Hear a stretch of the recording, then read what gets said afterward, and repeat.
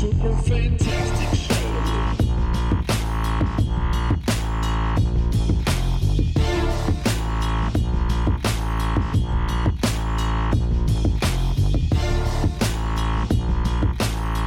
Now, hit the button. Button's hit. I don't have the button. Let's go. Last Thursday. Right. Last Thursday, Marvel released their 18th installment of their MCU franchise. We're all huge fans. It's the Black Panther. It was heavily influenced by people in our network. The voice of Black Panther was well received by the audience. $218 million grand opening. And I've already gone to see it twice. I took my wife, and then I took my whole family the second time. It was date night and then family day. And the second time was as good as the first. I want to talk about the film on a surface level, on deeper levels. I want to talk about the images. I want to talk about the messages in the film. And I want to talk with people who I know love the film. So I asked two very good friends of ours to join us on the Super Fantastic Show today. Lance Williams, Lance a lot, Lance Millions. Lance the man with the plan. Lance is the guy who I can count on to have seen every Marvel movie before I have. Who definitely keeps all of us in the loop in terms of when is the release date, what's going on with the delay, what happened, why is the director change, how was the story engaged with the comic books. So Lance, thank you so much for joining us today. Thanks for having me. And Inga Willis, who told me early this morning, I'm ready. When we talked about online the next steps in terms of what happens after this past weekend. Inga, welcome to the show. Thank you so much. Thank you for having me. And we have decided not to have this conversation without a sister present. I'm prepared. That's right. You were necessary. Thank you. As usual, we have Dr. Maurice Dolberry, University of Washington, Doctor of Multicultural Education, and all-around smart guy. D-Bray, what's up? What up, though? And Dr. Rhadi Ferguson, the man who needs no introduction, the Negro who invented the Nike swoosh. What's up, Ferg? If you want to see what Wakanda looks like, it looks like me. Yo, here we go. I have a series of topics, questions. I want to hear you guys' candid response. I want to trade ideas with you. And let's see what I missed in the show that you might have picked up and let's trade perspective. I think one of the first things that stood out to me was the imagery of how women were portrayed in the movie. One of the first things after I got home, after seeing the movie the first time with my wife, she said to me, there was no sex in the movie. There was no profanity that I caught in the movie. And it was a fantastic movie. And that was huge. And the reference she made was how in Iron Man 3, Tony Stark calls the little kid a pussy, which we had our kids next to us. Like, we don't use that language. What are you doing? Anyway, let's talk about the portrayal of women in the movie. And there's a lot to cover there. So, Inga, why don't you start us off? What did you see and appreciate? And what did you notice? In the spirit of Wakanda, Inga, please lead us off.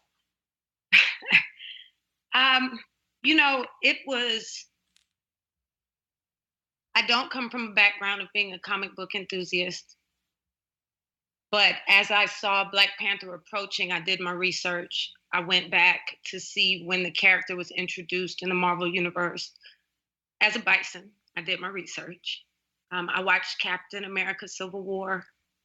Couldn't really get into it, but I was excited to see Black Panther in it, but the storyline was difficult for me to follow. And that may be novice on my part. But when I saw Black Panther, I immediately, as soon as the film began, as soon as the story began, as soon as it took us into Oakland, I was immediately blown away. I didn't have the expectation that it would take me into present day. But as far as the depiction of women, I did not, and I was sharing this with Ferg last night after he saw the film, sometimes you don't realize what you haven't seen or the impact that it will have on you until you witness it. Mm. And for me as a Black woman, I did not realize that it would be so impactful upon me to see myself portrayed in a non-colonized space, not as a slave mistress, not as a tragic mulatto, not as someone fighting the American fight toward the North Star. All of those are parts of my DNA and parts of our story, but to see myself portrayed as an equal amongst my brothers, equally vested in the fight, equally respected, protected, and as a defender, a chosen defender, it was liberating for me. It was validating in the sense of a lot of people have a misconception of feminism as something that annihilates masculinity or eradicates a male presence, when it is simply a petition or ask or struggle for equality and a balance of the use of power and an appreciation of both. And so that's what it was for me. It was the validation of that, to show that we need each other. It works with both of us using our superpowers in the same space. Huge. Humbly. And that was a first for me in anything that I've ever seen. I didn't know whether to cry or run laps around the theater with my bamboo spear. I just didn't know what to do with myself. You know what's funny that you say that? The first time I saw the movie, there was a couple moments where I was genuinely choked up. And that was new for me in Marvel. And I walked out of the theater.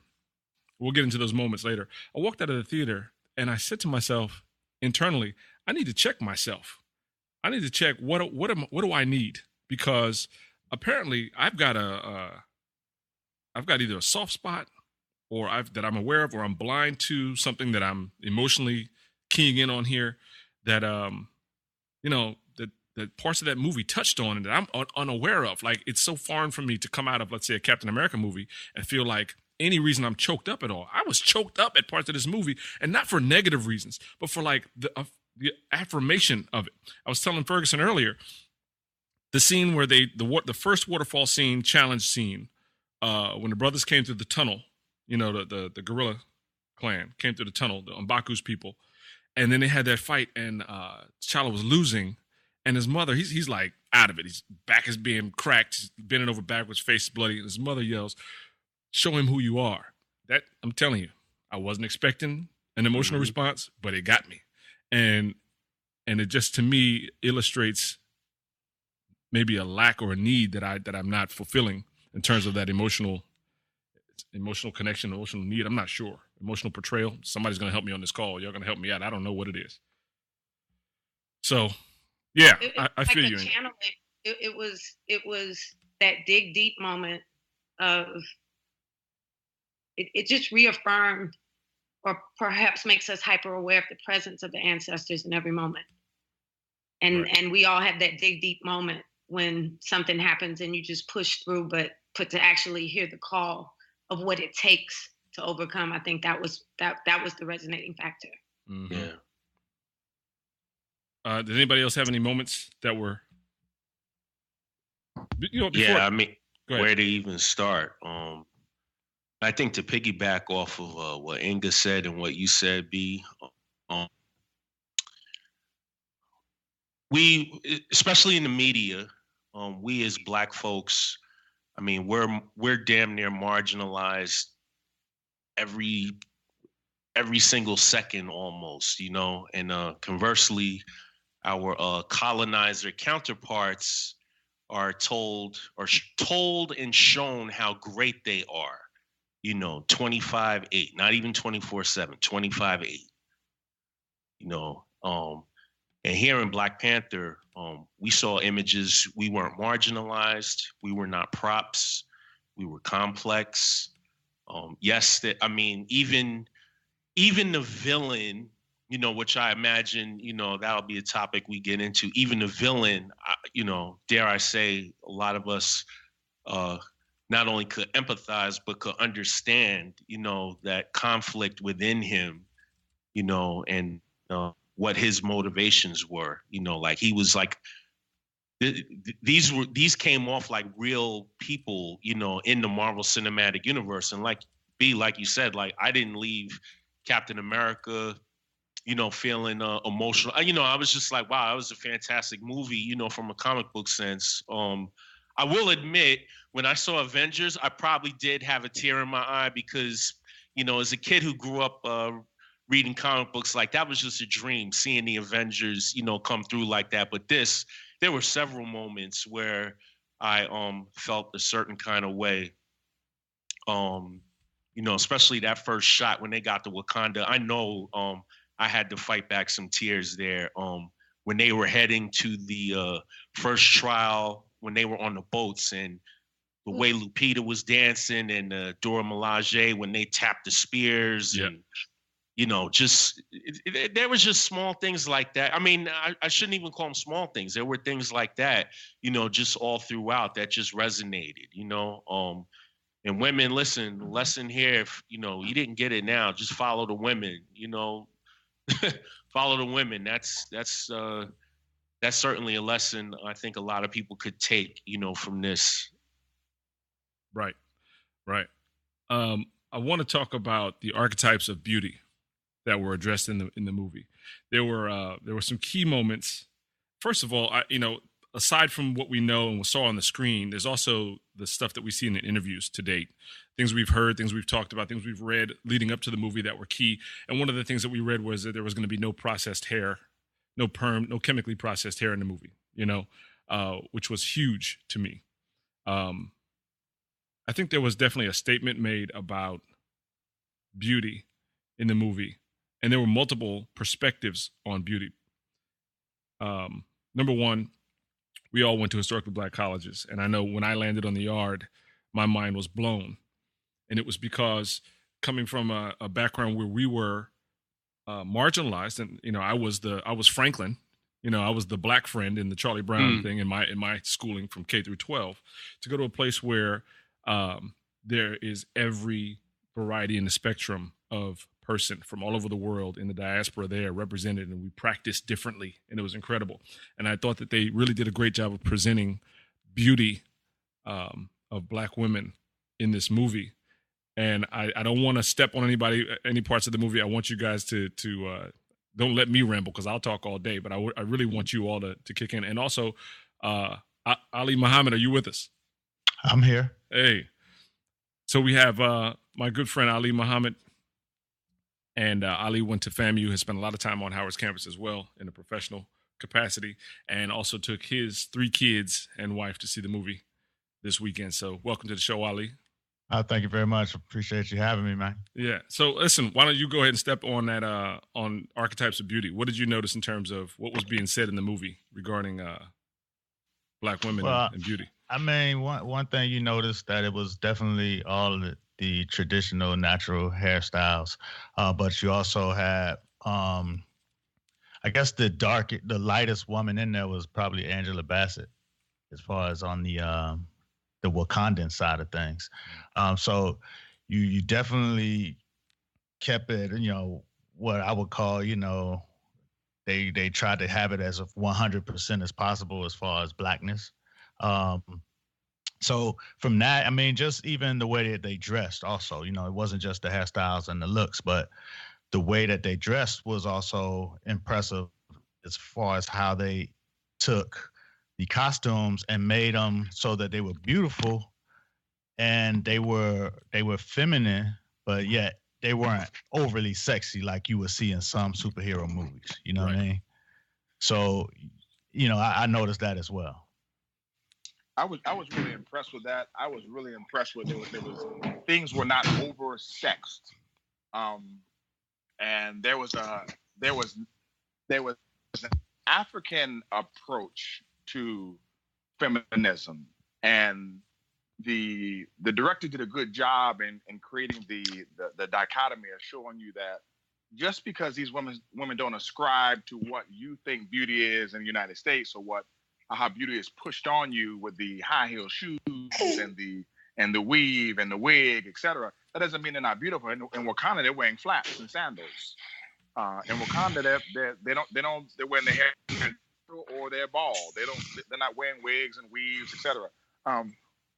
It's not overdone in terms of showing they show skin, but it's not to the point where it didn't even have a hint of being raunchy, Right. which was classic and just absolutely, I don't even have a word for it. It was just, as my friend Inga was there, just Wakandian. Do you understand what I'm saying? It was nothing we'd ever seen before. No, we have not seen ourselves in a movie where we were not reduced. And even in the black films in the 70s, Inga had to remind me, those films still occurred under a umbrella or even an opaque shroud of white supremacy.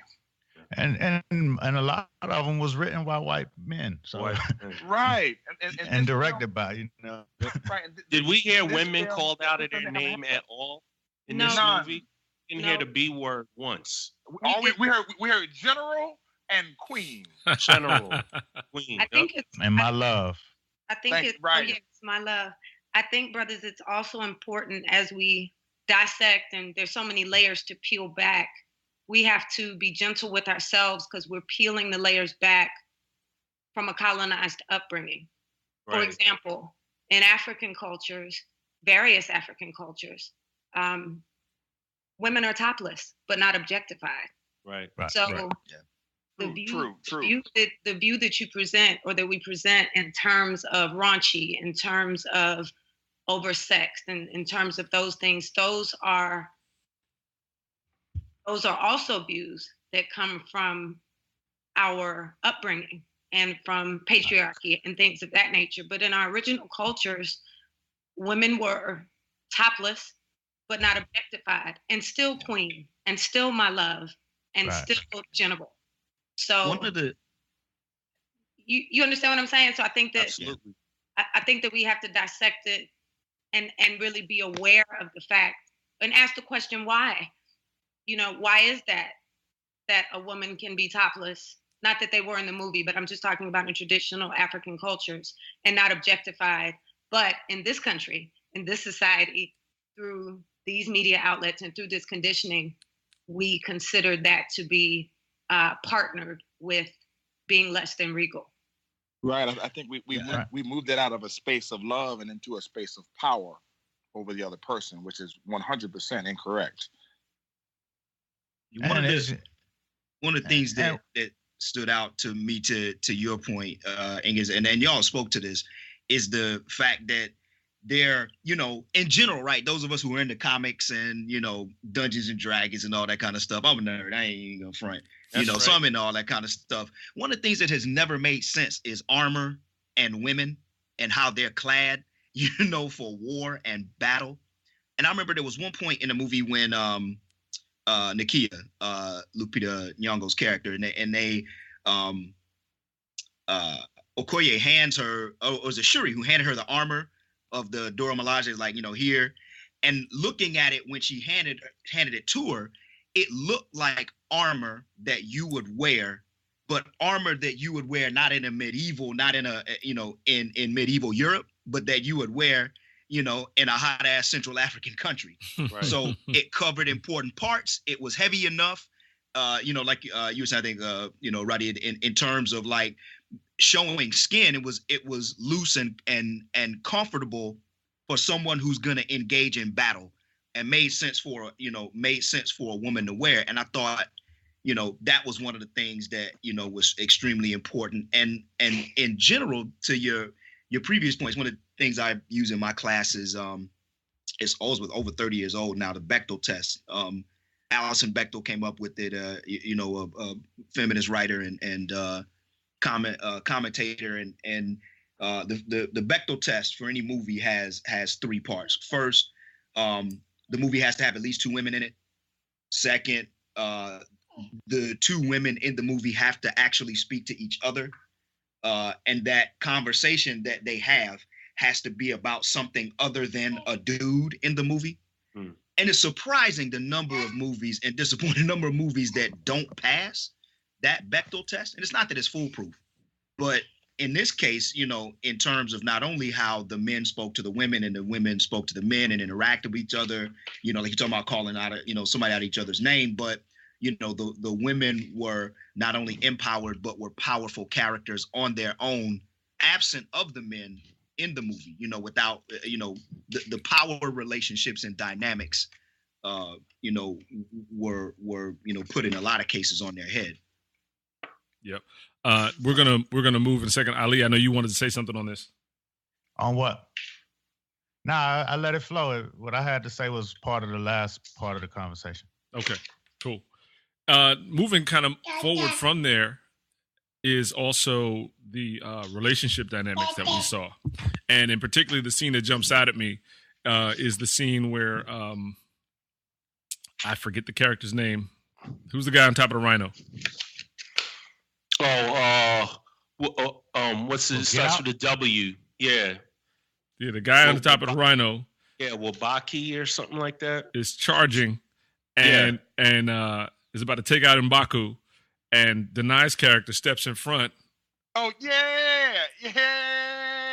Incredible. Yeah. Incredible.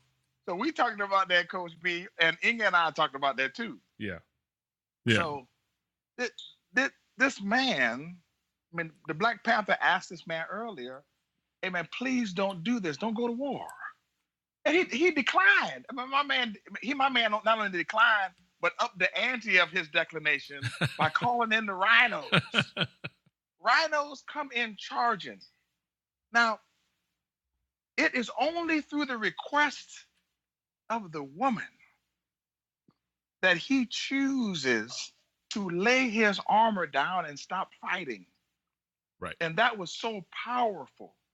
I mean, it was powerful. It had a lot more to do than she was just a woman. She was the general. She led the army, and that rhino took the order. And he had to realize you can't beat her. There's a lot of themes in that particular moment. Yeah, I think he was an interesting character. I mean, they were all Wakabi. Interesting characters. Wakabi, yeah. Because after T'Challa became king, and one of the last things his father said was find people you can trust. So then they had the scene with T'Challa and Naki, and then they switched to Wakabi and T'Challa, and he was telling him, T'Challa was telling him that Naki wants Wakanda to do more, we can help people out. So what Wakabi said to him was, if we let refugees in here, they will bring their problems.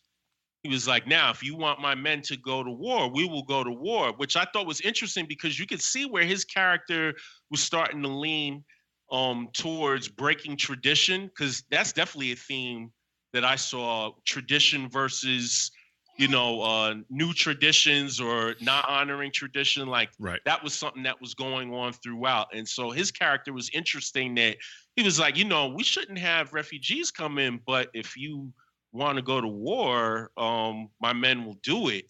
And then by the time Killmonger rose to the throne, him and the general there, Okoye, disagreed.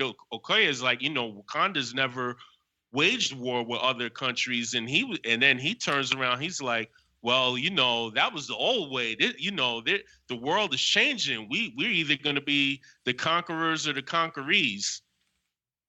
Right. Yeah, and I think the different characters had their own view, their world view of how they wanted the country to go.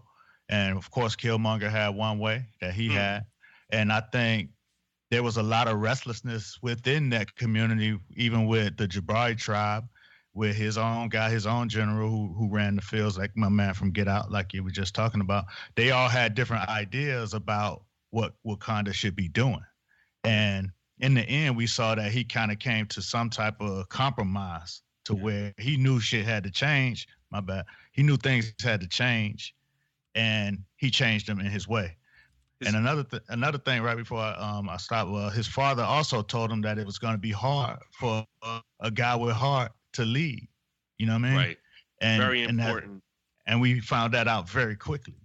Right. Yep. because it was when M'Baku and the Jabari tribe came to the challenge, he specifically called out Shuri and her technology, you know, and what she was doing with it. That seemed to be their point of contention with, you know, the royal family. Right. Well, I tell you what, because we got Inga on the line. Inga, what was your take on that whole Rhino situation and the overarching themes that came on that situation when Okoye had that moment in the movie? I think each of the moments can be looked at from different perspectives. On one hand, she was the general. So in the, I guess the hierarchy of, but the Rhino was familiar with her, affectionate toward her, stopped and kissed her face. Right. Kissed her face, which means what the Rhino is known to do, the Rhino yielded to her energy. And so as a woman, it spoke to the power of divine feminine energy. And I think, what was the line? You would kill me, my love? Or what? You would betray me, my love? Was that the line? And then you killed me. For She Wakanda? said yes. For Wakanda. she responded Yes. for Wakanda. Yeah. Without Without question. question. Without question. Without question. So her character, he was so complex because if you remember the moment when Nakia went to Queen Mother after they thought T'Challa was dead, but the general stayed because she was loyal to the throne. And that was her decision. I'm loyal to the throne regardless of who sits upon it. So there were all these layers of duty, loyalty, as the general, what you do. But in that Rhino moment, when the Rhino stopped in his tracks and kissed her face, and the male character looked around after she said for Wakanda, absolutely. I noticed he looked around before he kneeled, and then he kneeled. And it was more so, in my perception, more so than just two loves in a moment. It was, am I willing to sacrifice all of this in this moment? Or do I protect it and yield to what's the greater good for the kingdom? The other moment for me, to your question, Ferg, was when T'Challa was, you know, all the tribes were saying, we will not, what was the terminology? We will not we will not defend, or we won't have challenge. We won't challenge. We will not challenge. We will not challenge. So yeah, all of these different tribes within the nation, of course you had people within each one of those tribes that wanted to be king. But each one of the tribes said, we will not challenge because it was the greater good for the nation. And then you had the one come. So that was very powerful for me, that you put what is best for the nation above what perhaps the desire for your tribe is. And that Rhino moment spoke to that for me as well.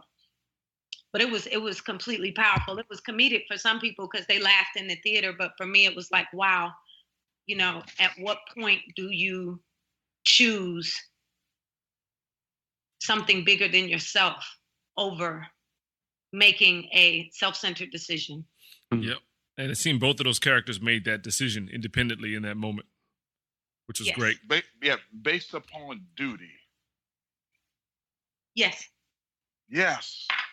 Based upon duty. And what Inga spoke to is, and my mom always talks about it, but it's the greater good. There's a lot of goods available in terms of how you can behave and how you can govern yourself. But it's choosing the greater good in that moment. That was fantastic. It really was. It was. So now we move on to another topic from some of the many themes that were going on in the movie, and that is one of autocracy. So, Coach B, can you touch on that and bring us on in? Yeah.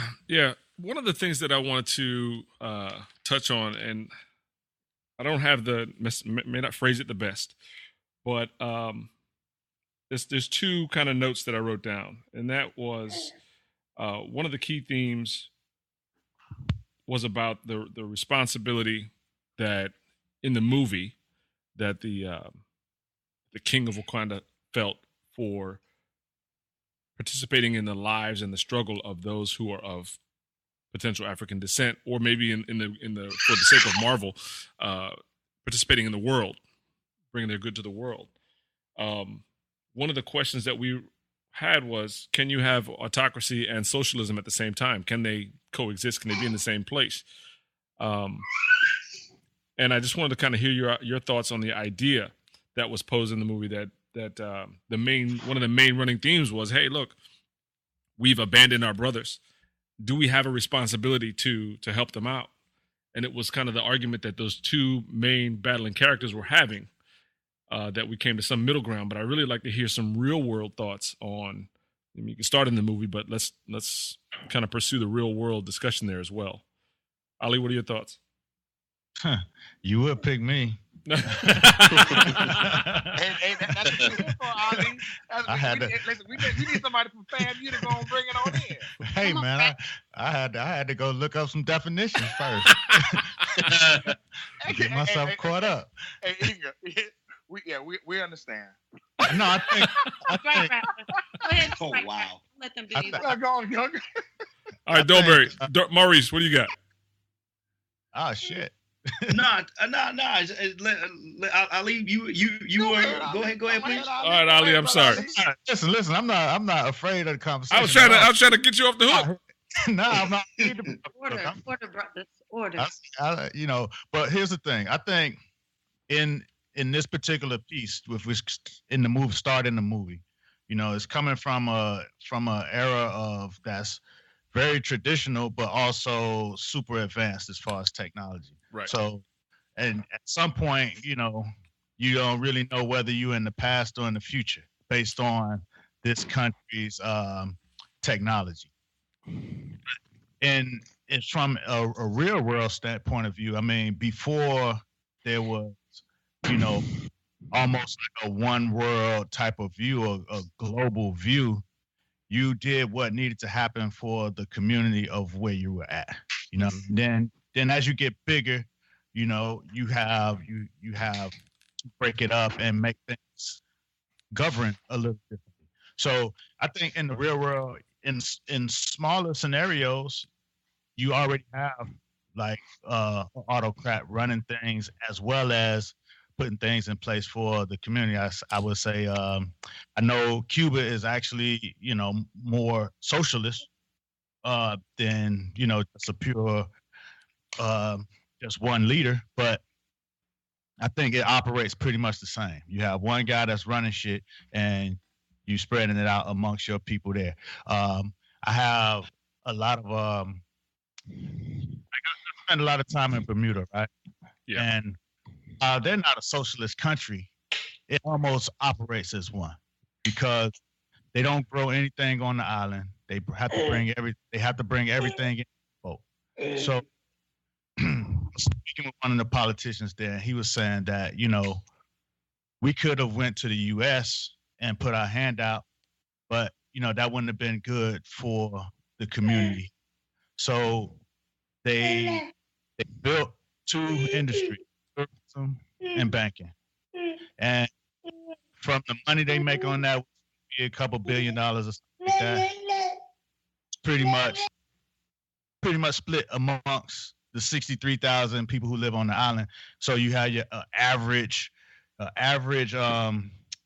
salary a year at about $80,000. You're talking to a cab driver who has a Rolex and a couple houses in America.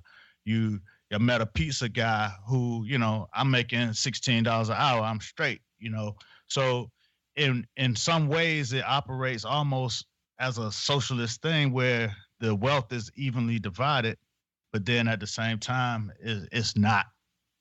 So I'm not sure if it works as a, as what you described, but it kind of fits in both. It's like a blur of both situations. Well, let me ask you this. Let me just clarify on this for 1 second.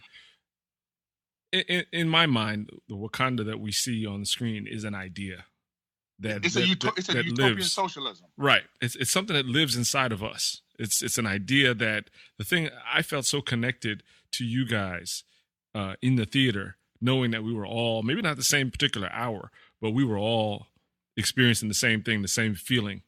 And that idea is as close to Wakanda, I think, as anything's ever going to be. And so my question is, if we're those citizens of this idea, do we have the obligation or responsibility, and are we living up to it if we do have it, that we are and should be reaching back and bringing up those who are less fortunate, maybe, or who, I don't know what the word is. I think that was part of Killmonger's. I think that was part of his whole push. I don't know if he did or did not go about it the right way or the wrong way. I know this. God rest her soul, Dr. Mary Hoover from Howard University. She was a reading professor at Howard, but we spent more time talking about the Black Panther movement and talking about utopian socialism and communism versus capitalism in class than anything else. And I really appreciated getting it from a Black thought perspective. Because most people who go to different schools, they don't understand that Black thought and the psychology of Black thought is very different than the psychology of white thought that they are fed and given throughout history and in the textbooks, et cetera. And we have more of at our base, more of a communal mindset of helping out our neighbors and other individuals and other people. And the autocratic society, which Wakanda was based upon, and they hinted at it in the movie, it still requires you to like the person who was in charge. There's a level of respect, okay, through the ranks and files, but the person who was in charge has to be a good-hearted person and a quality leader. The dad even talked about in order to keep that I don't even want to say that mask of being good. Sometimes you have to lie, and like I told Coach B earlier today, sometimes the truth in some certain situations is overrated. When he asked me, why did he leave that kid behind? I agree with him leaving that kid behind. That's another discussion. But he needed to look a certain way in front of his people to keep Wakanda the way that it was at that particular time. And as long as those people like him, they will allow him to lead, which allows the autocracy to work. But for the whole community to work, man, that Wakanda requires a utopian socialist environment, meaning everybody shares. One thing that nobody really realizes, you did not see an exchange of currency not one time. They still have a marketplace where they are sharing goods and bartering and feeding the animals, et cetera. But there's no capitalistic structure in Wakanda. That's my comment on the situation. Interesting. Anybody else have anything on this? Oh, and let me say this. And maybe that's why the relationships work good there. We're going to have to figure out how to bring that out. Go ahead, Mo. I think one of the things that, in that vein about Wakanda is important to put in perspective. And I think I think a lot of us, know it, but I don't know if it's assumed, but, we know the history of Black Panther and Wakanda. One that, of course, the comic book and the country predate even the Black Panthers Party itself, the revolutionary group.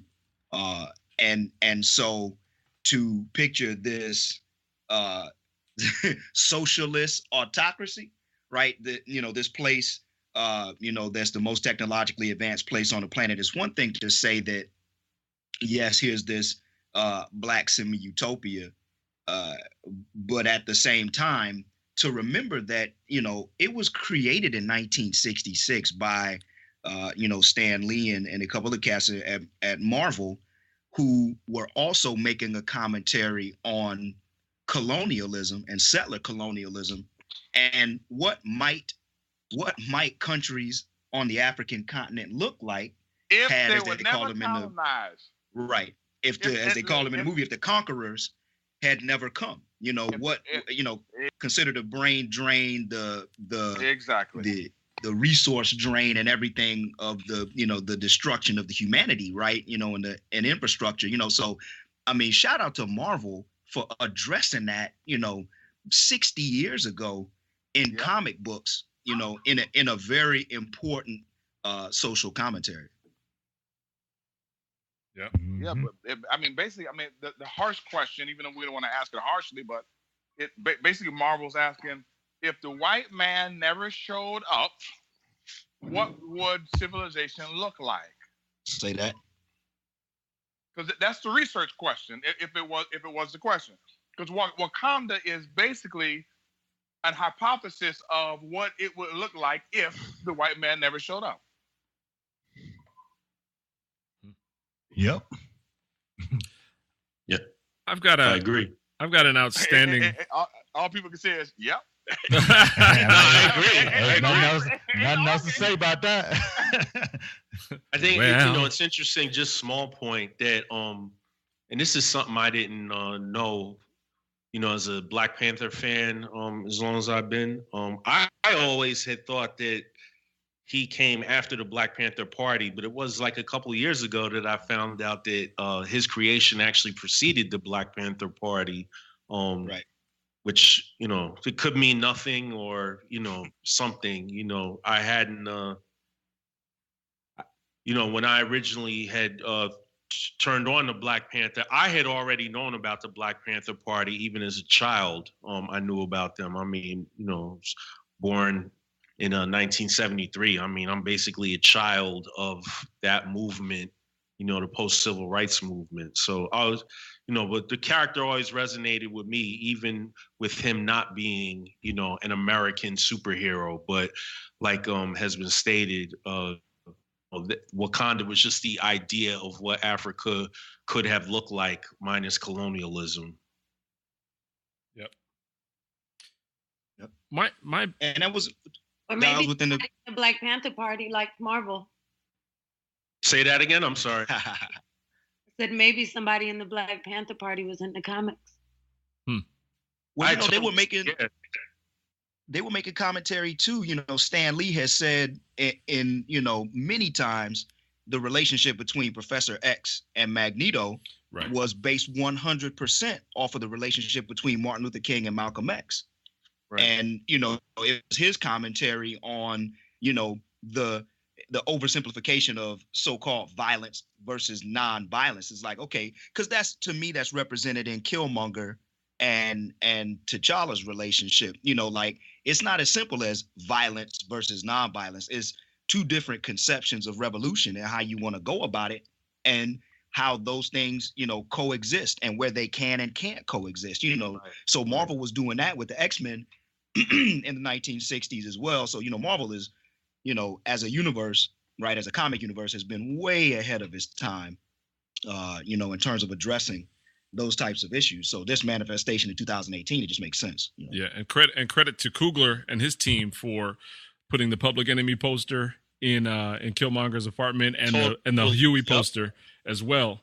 That I didn't even notice the Huey poster until the second time I saw it. I was like, wow, okay, that was there. They're definitely planting the seeds and letting you know that we understand. I didn't see the Huey poster, but it was on my third viewing that I realized the TV in the apartment was focused on Rhadi and the riots. Yeah.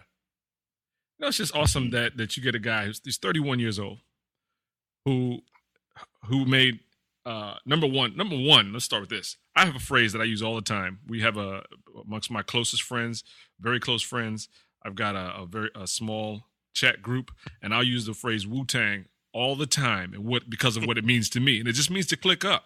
It means you guys are awesome, and we're not Wu-Tanging enough. We're not putting it together enough. So it's just awesome that you got Coogler and Jordan, who have done it 3 times successfully, and seemingly, to say something that sounds totally cliche, have kept it 100. That it seems like they're doing what they want to do, putting their voice into it. So that part is awesome. And I love the fact that they took it back to Oakland, and told a story there.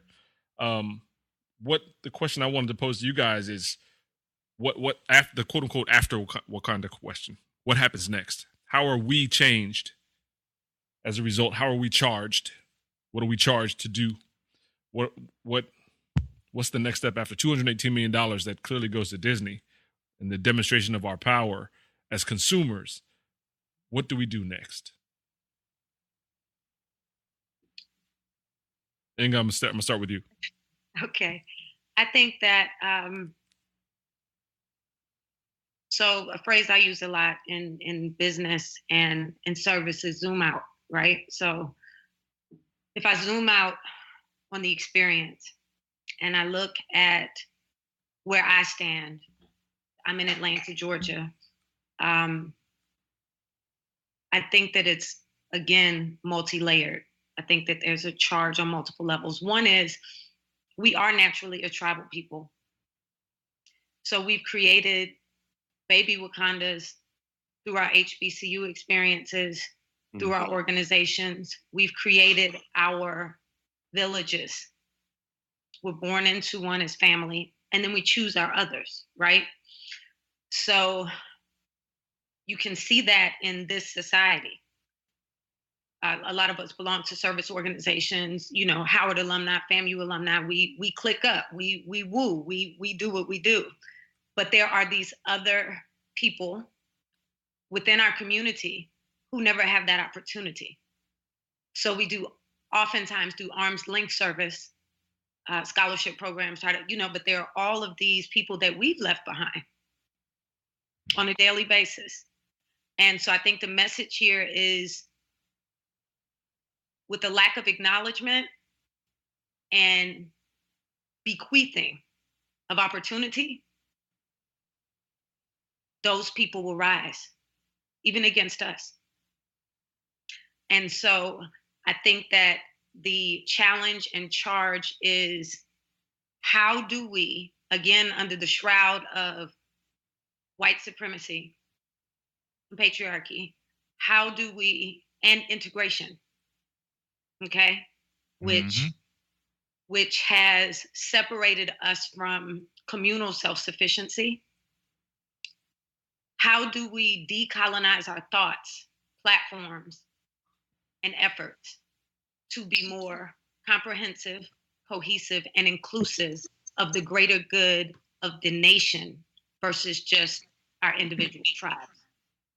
Inga, I need you to just peel that thing back one moment about integration, because a lot of people listening who don't come from some of the backgrounds that we come from on this particular podcast won't understand what you mean.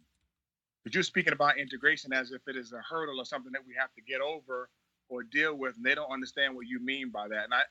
And I don't want them to think that you're categorizing it as a full-on negative, but kind of expand on what you're talking about in terms of the hurdle that it creates for some of our people, please. Sure.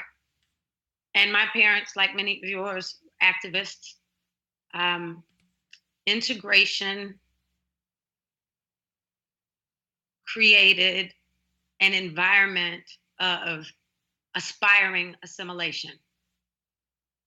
We want to sit at the table as your equal, and we stop building the tables on our own. Right.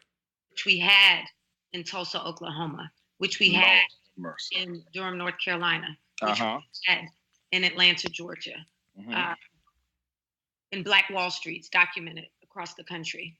And even the world of Wakanda I was reading is highly based upon the society of Mutapa, an African society that existed in this way with technological advances. So it's quite the conundrum. But what I mean about integration is that when you aspire to assimilate, when I'm valued by Oscars, when I'm valued by magazine covers, when I'm valued by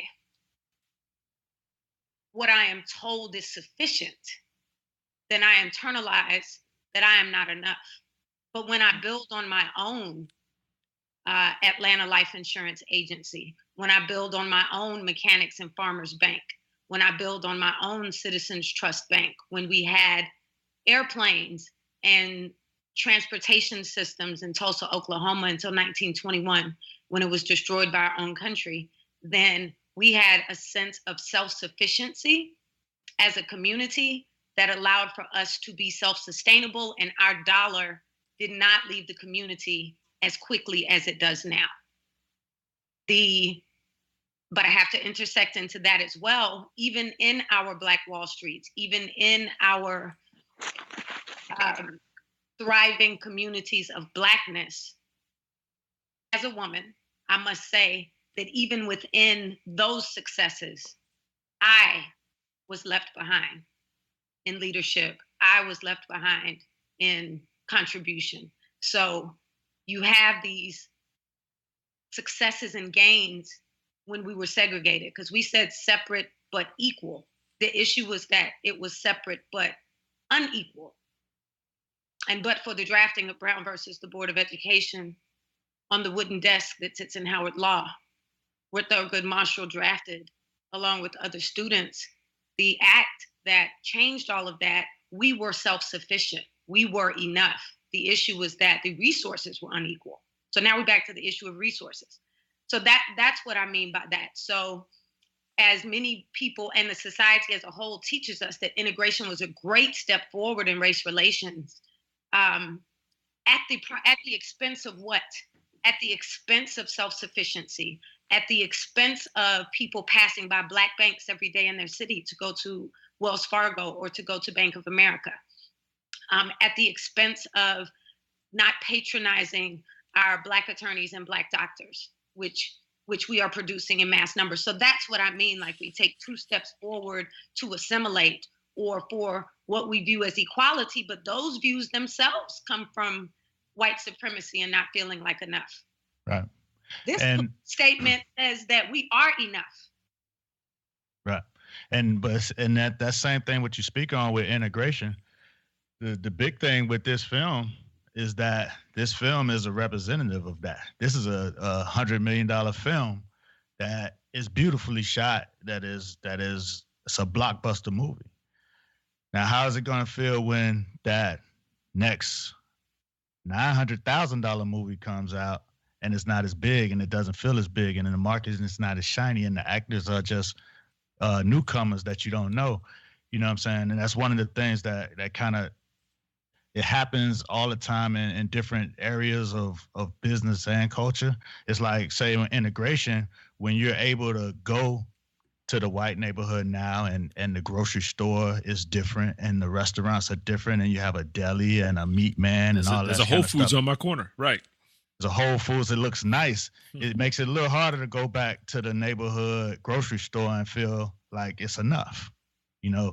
So it's one of those things where I think what happens in this scenario is that the ideas are flowing. You know what I mean? We're here talking about it. There's people all over talking about it. The creators will create based on a new idea in their mind that wasn't there last week. The kids coming up are seeing things differently. They're seeing different images that they're gonna bring along their journey, and it's not as important to look like the white kid in class anymore, you know, because he's the one that's most popular because the school is white and the teachers are more, they cater to those kids a little more. I have a son that's 13 that doesn't feel like he has to even, you know what I'm saying? He's no way, shape or form feel like he needs to look like them. He runs his own program and he's probably like one of 3. So, but it was Obama that gave you a seed.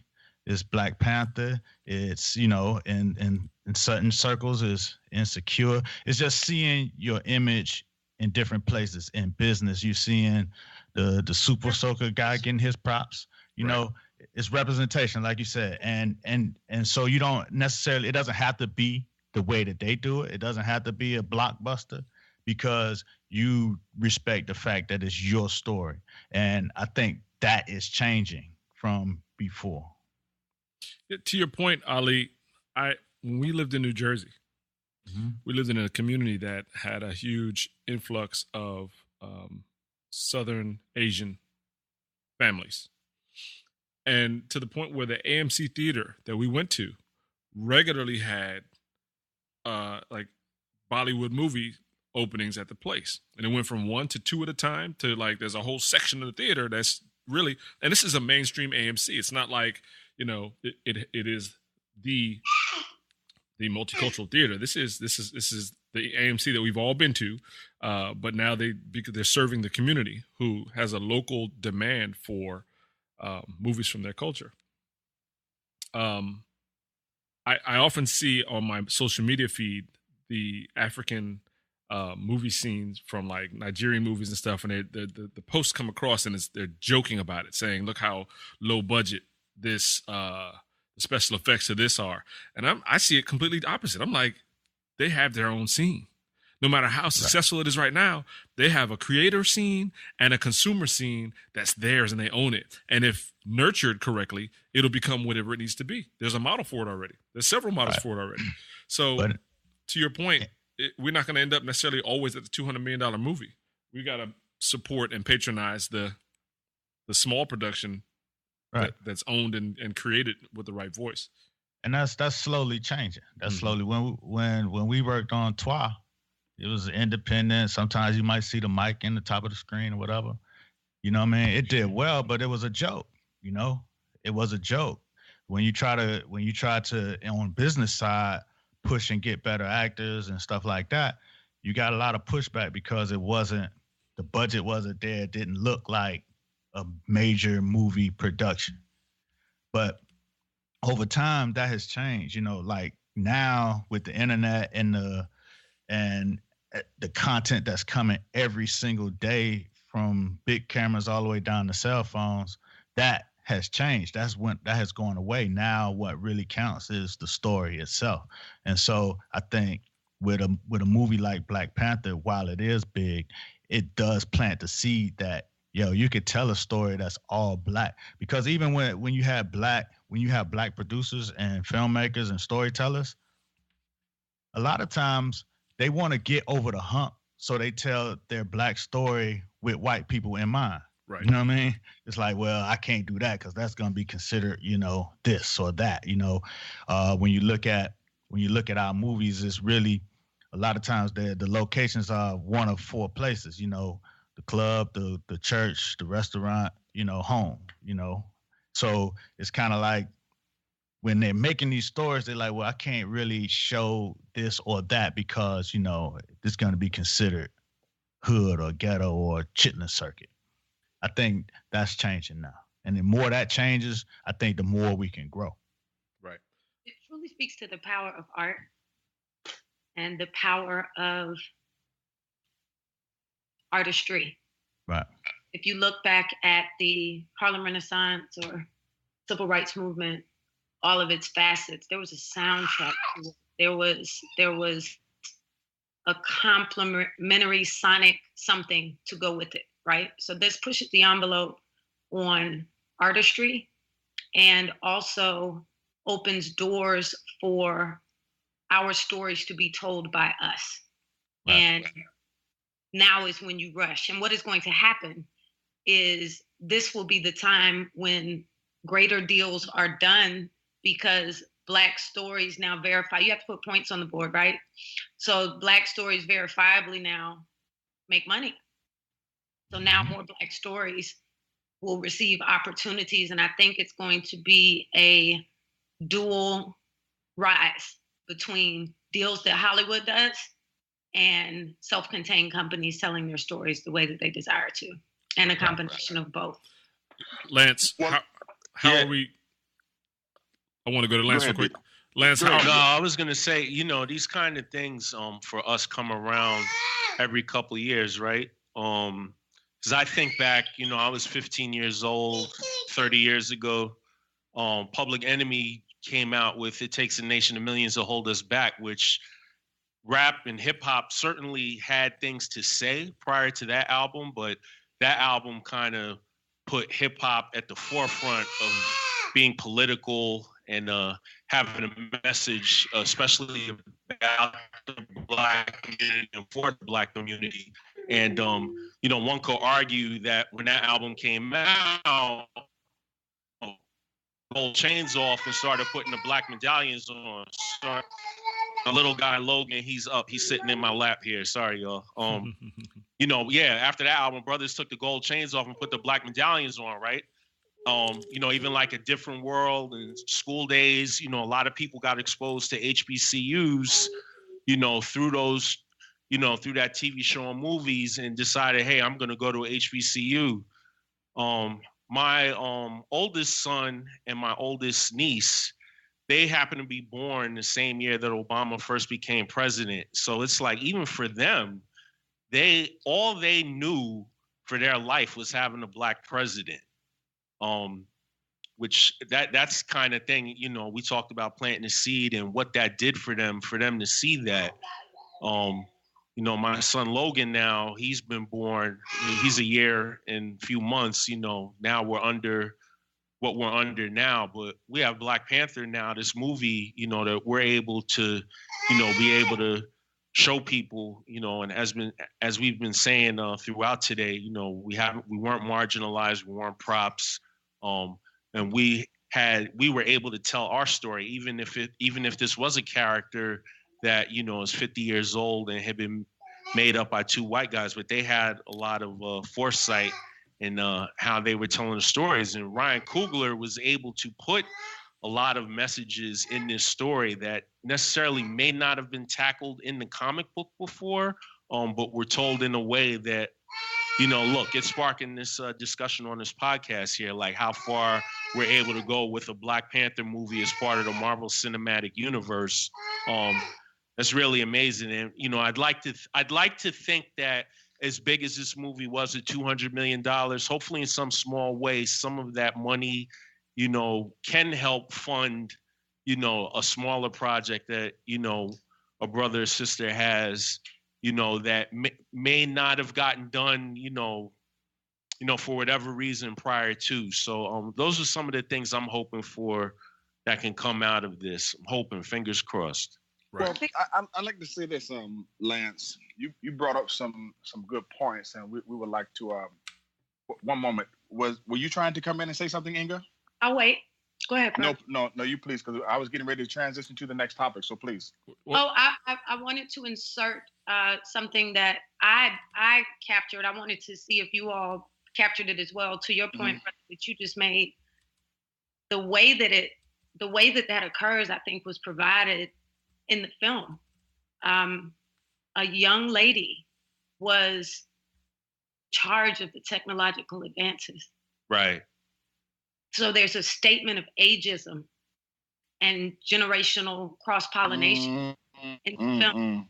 That's a statement to the power of our millennial culture, and sometimes older generation not taking them seriously. So for the projects that can't get off the ground, I think the message is sit with the millennials, sit with the sisters. Maybe it'll get moving. Right, and listen. Maybe it will get further. That we cannot arrive in new days with old ways. And that is something else I took from the film, and something that I use often is that, you know, we can't get to new days with old ways. No, can't put that new wine in the Can we put that on a shirt, please? Underdog. Yes, publishing.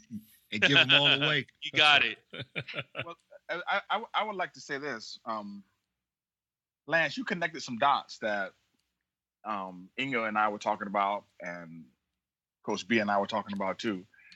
There are some dots that a lot of us, we probably connect them, but a lot of people don't really want to connect these dots. And these are true connections. They're not necessarily causation, Dr. Mo, but there's some correlation. We are all on this phone coming from the HBCU time period of 1990 to 2000. All of us on this phone. Okay, all of us. Let's be clear. Within that place, okay, there's a Chadwick Boseman in that place. Okay, there's a Ta-Nehisi Coates in that place. There's Inga Willis who was in class with Chadwick Boseman. Okay, at Howard University at acting class. A lot of us got there, or a lot of us were influenced from the School Days film, from the from the Bill Cosby show. Yep. From the Bill Cosby College offsuit show. What was the name of the show again? Different World. From Different World. We all got them. And when I came up, I couldn't watch television. My parents let me watch an hour television. That was Cosby Show, Different World, and the TV was off. That influenced a lot of what we see going on right now today in terms of the quote unquote Wakandian movement, if you will. Do you understand what I'm saying?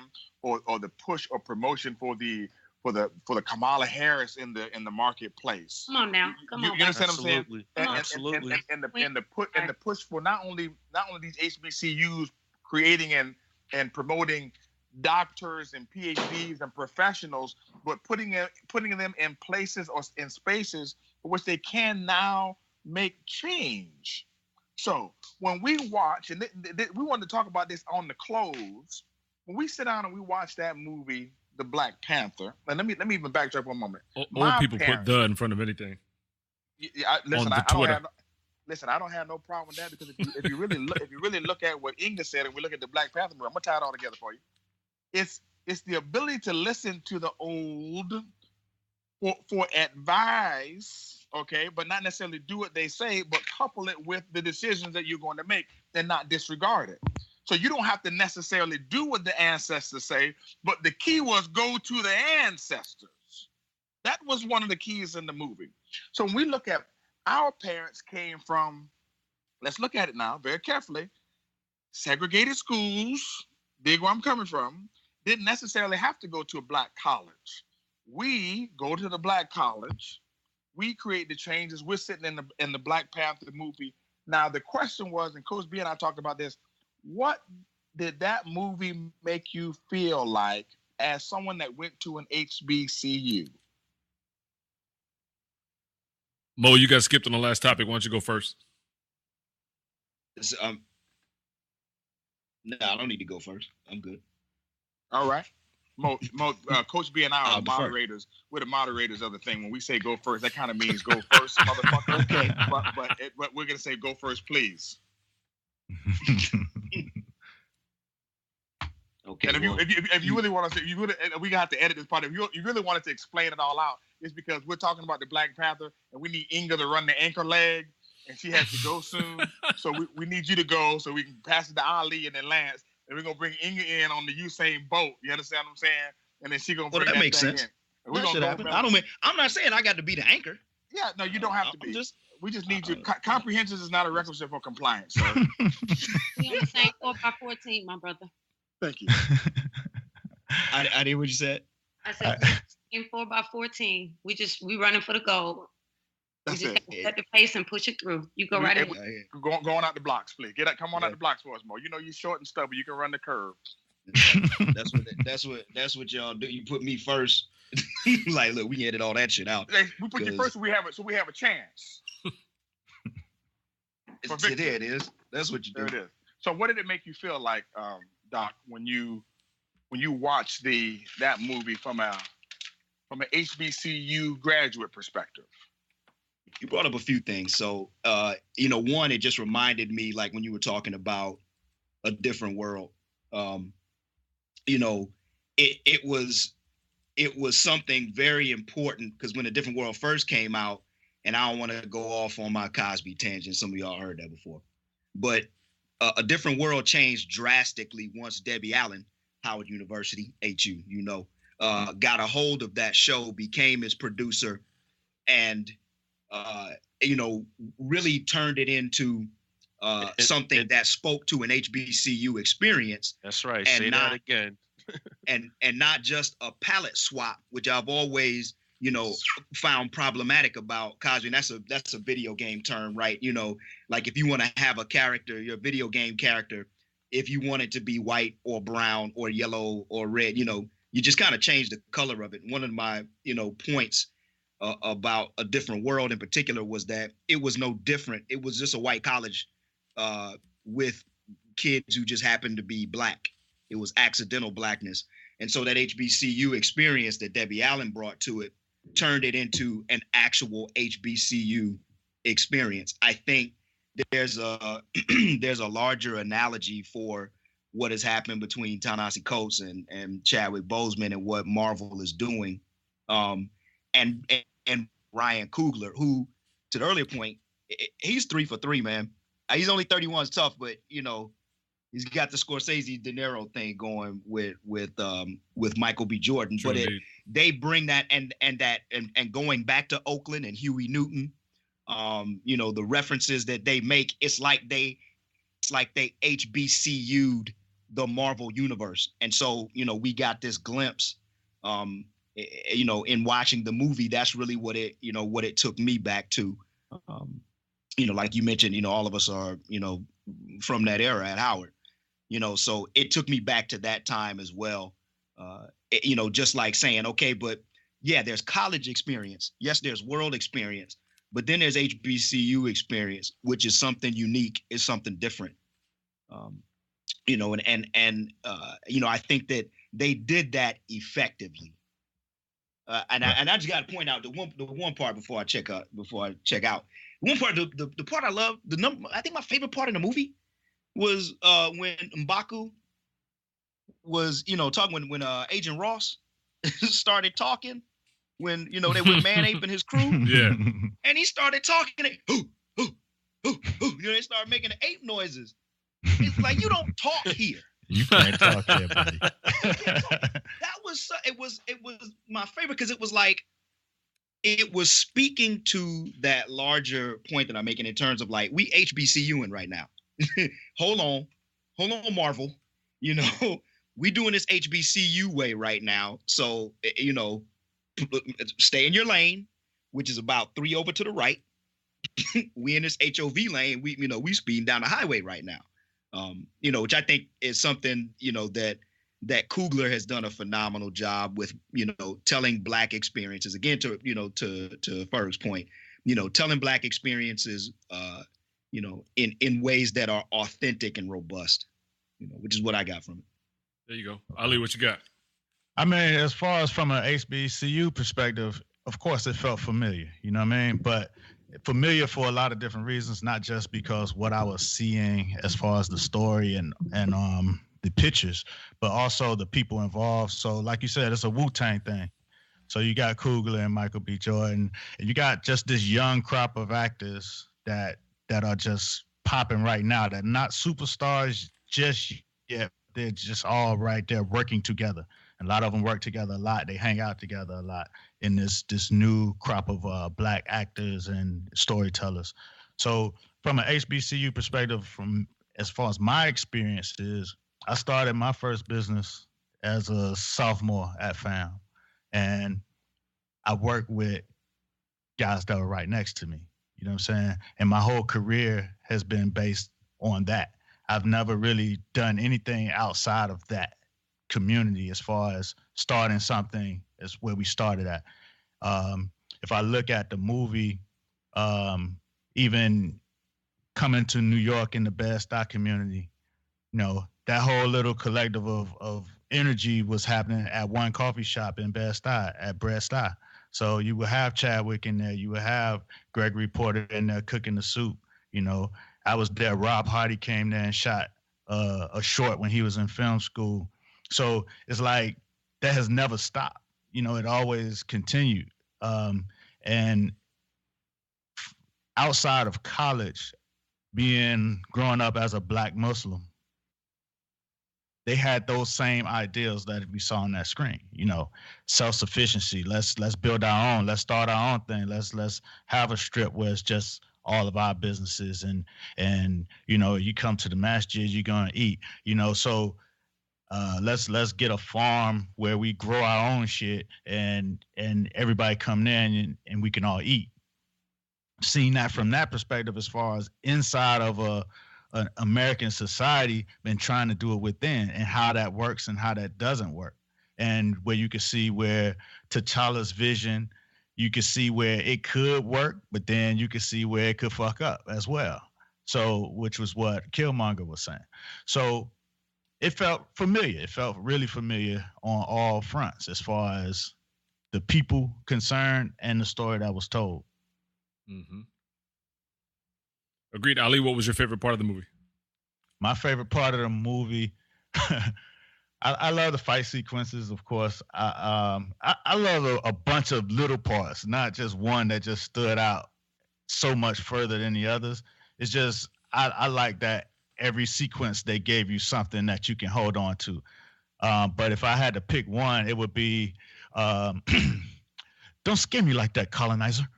That was awesome. I thought that was very powerful coming. It was very natural. It was something that a kid would say. It was perfect. I think she played that role as a natural. It felt very natural, very kid, like a little sister, very familiar, very your cousin. You know, it was very familiar. Yep. Inga, how did you? Shuri was D from what's happening. Like yes, she was version. Definitely good comparison. Exactly. That was great. Inga, what you got? From an HBCU perspective, narrowly, of course, my second viewing was the Howard Alumni Association of Atlanta. So of course we were saluting our Bison brother. But zooming out on that, because it was bigger than just that, it affirmed for me what I felt at Howard. I too came through private school in Atlanta. I was the only African American in my elementary school class. And to get to the Mecca, Black Panther for me affirmed that feeling at Howard, that we are enough, that we are worthy, that we are brilliant, that we are intellectually capable with proper stimuli, that even in our educational spaces, that it's necessary to peel layers back. I remember my intro to psychology class with Dr. Harrell at Howard. One of the first books we read was Frantz Fanon, Black Skin, White Masks, The Wretched of the Earth. He said, we will be studying the Black mind. We will be studying thought from the Black perspective. So it reaffirmed all of those things for me. The film as a whole reminded me also that we must appreciate the contributions and innovation of youth. In tandem with respect and assembly with the ancestors, and that our spiritual core predates what we now know as formal religion, and that there must be a convening with where we come from, with where we are. The greatest takeaway for me is that as a woman, may my empowerment be your honor, and may your honor empower me. And may we pour into one another as equals and continue to move the vibe forward as partners. Mm-hmm. And my rise is not your fall. My rise is your pleasure and privilege. And I will protect you as well as my duty, like the general. There you go. Ferg, I know you want to wrap. Let me go before you go. You can close out. From the HBCU perspective, and I say this, I'm kind of balancing on that because, as I told you, we're all biased as we all attended HBCUs, and I know that people who didn't likely feel the way we did. But speaking only from my perspective, especially scenes like the waterfall, where the special place was prepared for the special event, and everyone was represented there along that waterfall as you looked up and you see all the different colors, all celebrating this event in their own way, yet participating in the event. That felt like home, very much like home. Felt like, as I wrote on online, it felt like the yard in a late spring day. It also, into that part, there was a portion of it where kind of everybody was doing this kind of shoulder bunch. They were kind of like hunching their shoulders forward in unison. That piece, that even from the queen down to whomever's all the way up in the cheap seats at the top, everybody's celebrating the same thing, experiencing that culture. And it reminded me a lot of being on the yard or being in convocation, you know. So again, it felt very much like home. And even when they were asking around to say, each tribe, do you challenge? And no, we don't challenge. And then for Mbaku's people to come through the way they did, it felt so much like, as we've all seen, how fraternities celebrate themselves and announce themselves. So the whole thing was very familiar, as was said earlier. And my favorite parts of the movie were two very small parts. One was the fight scene with Danai Gurira in the casino in that red dress. When she took out them fools, it was incredible. And then she almost it looked like she took flight when she jumped down from the balcony in this dress with this wig on. Let me get rid of this, she called it a disgrace, and threw it at the dude. It was incredible. And another part was when they were in Korea and Claw was being questioned, and the special agent was speaking behind the one-way glass, and he put his hands on T'Challa. That natural defensive moment, like, is this dude crazy? It was just fantastic and well done, and so small, but it carried a long way. So Ferg, what was your take, and close it out for us? Oh, can I jump in? I'm sorry. Oh, Yeah, go. Yeah, I'm go sorry, ahead, Lance. man, I go thought we ahead. had you. No, my fault. HBCU. So I had an interesting conversation with Jelani Cobb, who I call him Big Brother from when I was at Howard. We were both in Black Nia Force. He described it to me privately. He had posted like, go see Black Panther, it's great. And I hit him on the side. I said, is it that good? And he said something to me that like totally moved me. He said, it's a Black Nia Force meeting on film. And I took a pause, and it took me back. I don't know how many from Howard here familiar remember Black Nia Force, but room 116 in Douglas Hall every Friday night at 7 p.m. Any given Friday, you could hear Raz, April, Jelani, just so many people had came up through there. And, he talked about, this is a superhero movie that deals with Pan-Africanism and all the things we learned about at Howard. They got all those themes into this Marvel movie. And I just had to take pause. And, the first time I saw the movie, that all struck me. And I certainly felt like I was transported back to room 116 in Douglas Hall on a Friday night. I have so many favorite scenes. When they went to South Korea, and when Okoye, T'Challa, and Naki first got out, the way they were wearing red, black, and green, that just stood out to me.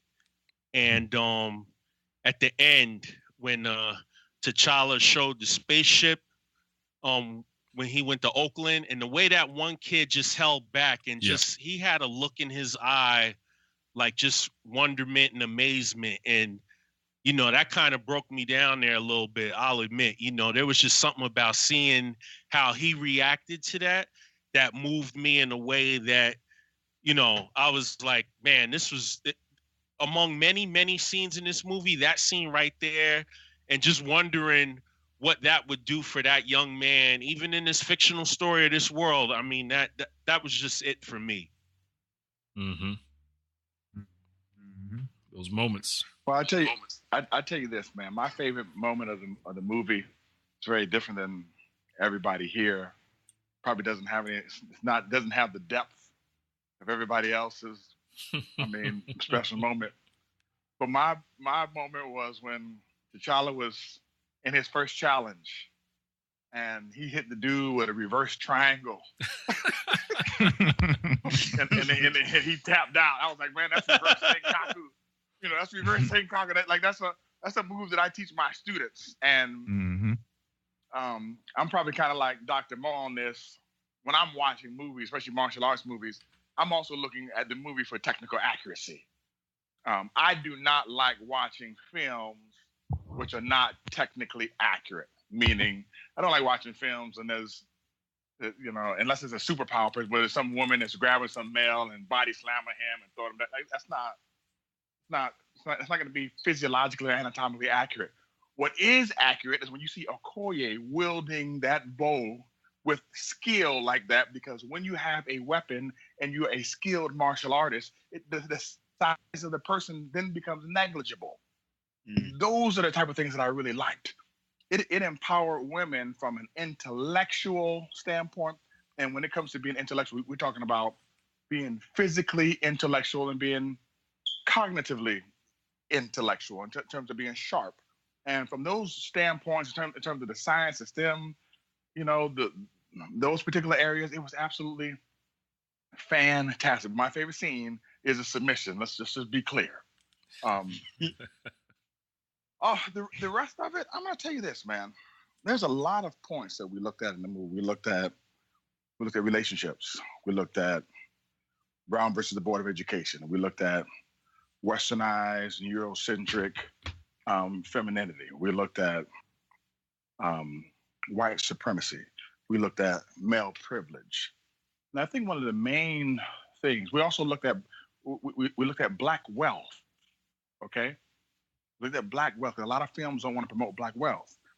But one of the main things that Miss Willis talked about that we really have to examine ourselves on, because we don't want to abandon some of the benefits that we have received through some of the newer religious practices that we've gotten, like the Christian theoretical framework, etc.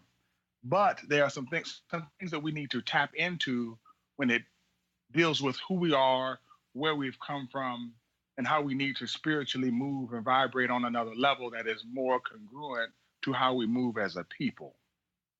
And there's a struggle of spiritual and cognitive dissonance there for some individuals, where you learned when you were younger, when you read the Bible, or it was preached to you that the women are the weaker species.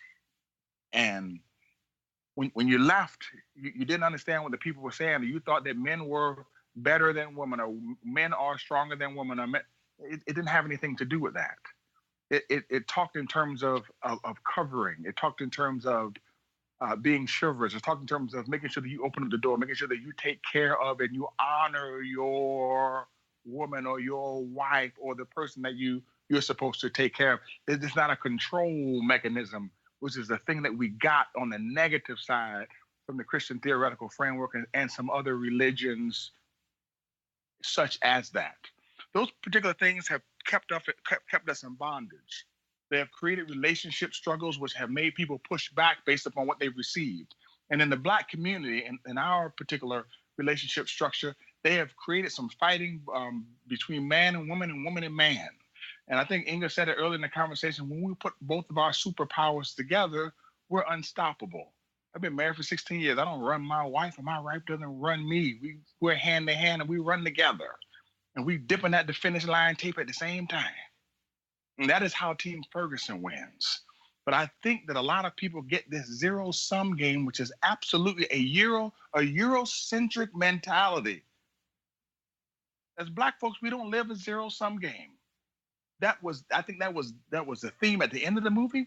That's what Killmonger tried to get to, sometimes in the wrong form of fashion. That is what some of the people who don't have, which we call the lesser thans in society, are screaming about. Hey man, you made it, you got it, why don't you help me? And other people are questioning, how much should I help? And should I help at the demise of my own people? And the question is, if you're helping other people, as Inga said in religion, if you're helping other people, it's not to your own demise. And I think what we all have to get as Black folks is that we work together we work better when we work together. And we are missing that particular point. And I guess the conundrum for all of us is how we do that as a people. And I believe a great start for that is at a HBCU. And for all those individuals who are listening with the opportunity to go to HBCUs, man, I recommend you continue to encourage your children and those around you to go. And those who have not gone, talk to people who have gone. And those who are looking at going in the future, please understand you could not make a better decision for your life.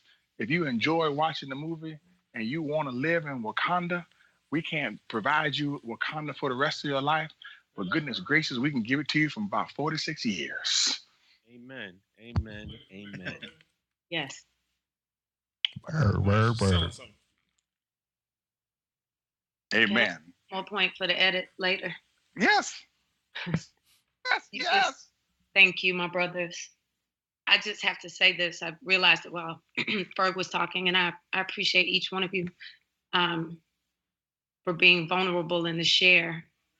And I have to say this honestly. Something that I took away was I want to not overlook the fact that Nakia was separate from the kingdom to fight for her cause because she didn't feel that her cause was included in the kingdom. Ooh, Jesus. Yep. And so without inclusivity, equanimity, and empowerment, that is what we face today. If you look at many of the activist movements right now, Black women, women of color are on the front lines, and we will do so and get it done and still defend you, fight for you in those causes. But when you become inclusive in the platform, we fight together, we grow together, we work together. But in the absence of equality, you lose Nakias. Thousands of them, and they will go fight, build, and support their causes where they are welcome and where they are appreciated. And that creates a greater separation. So I think that one of the biggest callings in this moment is to zoom out and examine in our individual lives and spaces, where are we, where are you uplifting and empowering the Nakias in your life? Miss Willis. Well said, sister. Well said. I got Very a good. question for the edit. We got to work on it. How do, because understand this. In the fight scene, the fight occurs because Nakia, talking from a military standpoint, she's insubordinate. So Okoye has to say something, she gets noticed, and then the fight breaks out. Now Nakia does her own thing, and she has to be supported in doing her own thing. Yeah. How do you balance the Okoyes and the Nakias of this society? Or do you? I think that that's a great question. And I think that what we saw is that just as we as a people are not monolithic, neither are your women. So you will have different pieces on the chessboard, different roles within even genders. You know, you have your general, you have your, and all of those spaces are to be appreciated as necessary. I think one of the, at the very end, remember, what was it when, what they went before the United Nations, was it? Or some type of assembly like that?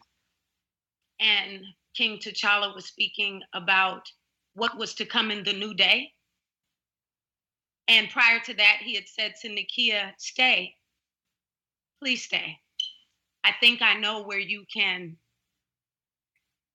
I don't remember the exact words, but it was something like, I think I know where you How she could advance her mission, within the kingdom, in other words. Yeah, because part of it is what Inga said, is that if you don't have the new Black Panther, or you're talking about the millennials or the new leadership, is what allowed Nakia to come back.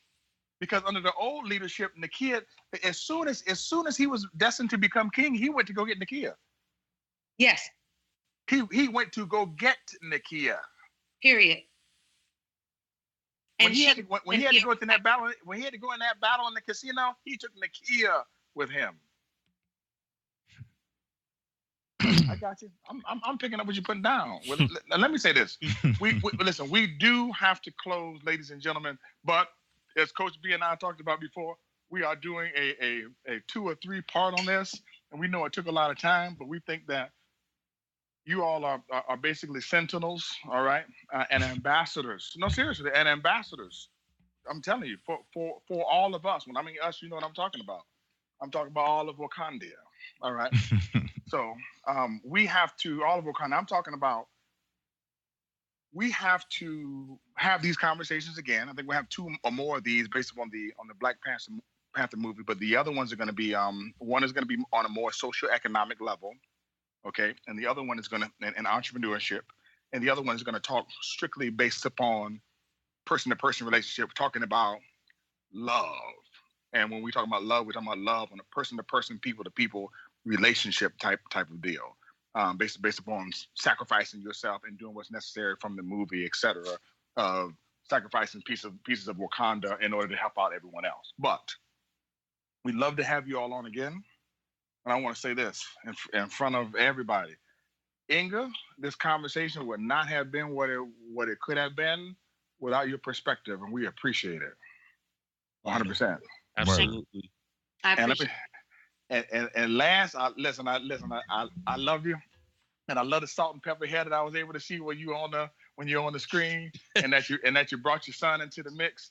And my man Ali, we need to talk to you again. I wish I had opportunity to talk to you before, because you have a richness on this discussion. No, seriously, he has a richness on this discussion that we were not able to really dig into because it wasn't necessarily the area of focus for this particular discussion. But you and Inga both are in the entertainment industry, and I would love to get into the Black Panther side from the behind the scenes side, from the behind the camera side, and not necessarily in front of the camera side.